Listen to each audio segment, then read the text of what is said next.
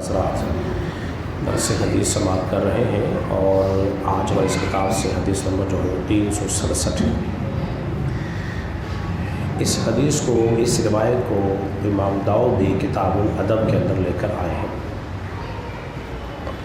سیدنا ابو ہریرہ رضی اللہ عنہ سے روایت ہے کہ نبی پاک علیہ السلام نے ارشاد فرمایا کہ آدمی اپنے دوست کے دین پر ہوتا ہے۔ آدمی جو ہے وہ اپنے دوست کے دین پر ہوتا ہے اور ہر ایک دیکھ لے کہ وہ کس کے ساتھ دوستی کر رہا ہے۔ حضرات محترم ذرا غور کیجئے، بظاہر تو ایک سادہ سی بات معلوم ہو رہی ہے، لیکن یہ احادیث مبارکہ جو ہے اپنے اندر بہت زیادہ اسرار و رموز کو چھپائے ہوئے ہیں۔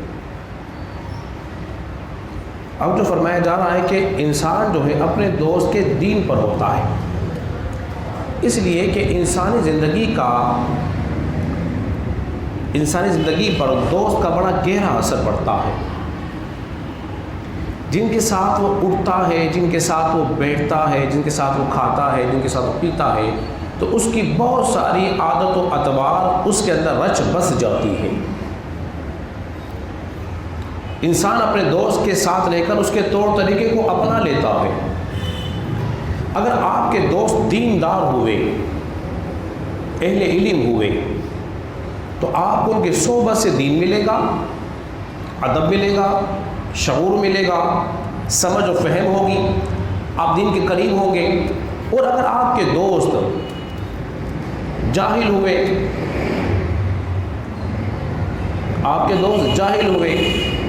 دیندار نہ ہوئے، دین سے دور ہوئے، یا دین اسلام کی مخالفت کرنے والے ہوئے، چاہے وہ قول سے کر رہا ہو چاہے فعل سے کر رہا ہو، تو پھر ظاہر بات ہے آپ بھی اسی جیسے ہو جاؤ گے۔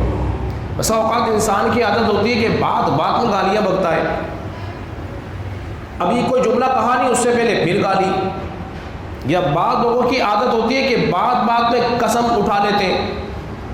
تو جب انسان ایسوں کے پاس رہے گا تو یہ عادتیں اس میں بھی راسخ ہو جائیں گی۔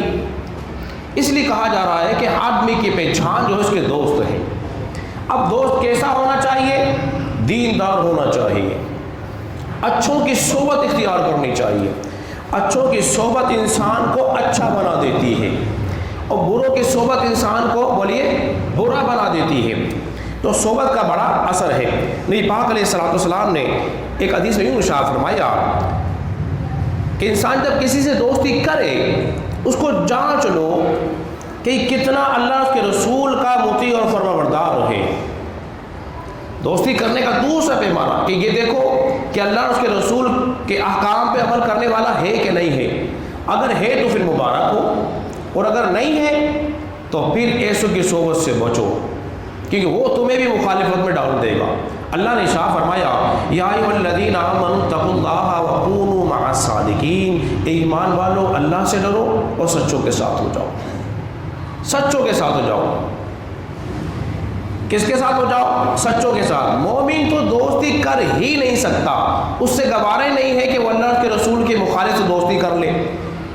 تو پھر آپ کا اور میرا دوست وہ بھی نہیں ہو سکتا جو رسول اللہ کی مخالفت کرتا ہو، یا رسول اللہ کے دین کی مخالفت کرتا ہو، یا صدیق اکبر کی مخالفت کرتا ہو، یا فاروق اعظم کا دشمن ہو، یا عثمان غنی کا دشمن ہو، یا مولا علی کا دشمن ہو۔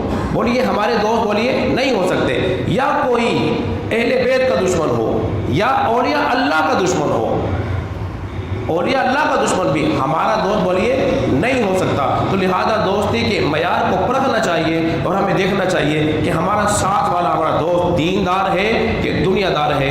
اگر دیندار ہے تو پھر مبارک ہو، اور اگر وہ دنیا دار ہے تو دنیا دار بھی ایسا کہ جس سے تمہاری دنیا اور آخرت دونوں برباد ہو رہی ہیں، تو اس سے ہمیں بچنا چاہیے۔ اللہ رب العزت کی بارگاہ میں دعا کریں۔